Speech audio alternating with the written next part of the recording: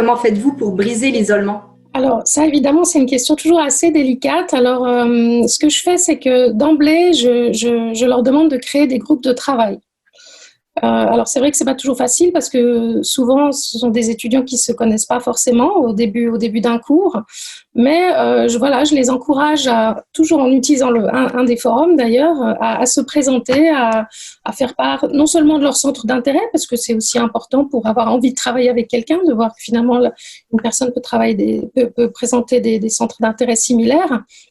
Mais surtout, je leur demande d'annoncer aussi leurs points forts, c'est-à-dire on peut avoir des gens, moi je suis très techno, j'aime beaucoup bidouiller dans des nouveaux dispositifs que je connais pas.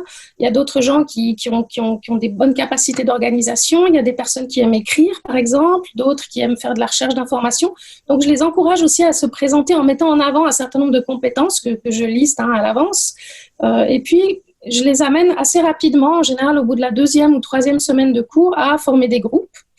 Et en plus de ça, je leur demande de se trouver une identité de groupe. Alors ça peut être un nom, par exemple, ça peut être s'attribuer un nom de groupe, mais aussi de définir des rôles. Ça veut dire qu'il va y avoir un porte-parole, il va y avoir quelqu'un qui va être chargé d'organiser les réunions, etc. Donc j'essaye effectivement d'impulser une espèce de dynamique qui va permettre aux étudiants de finalement se retrouver dans une identité de groupe.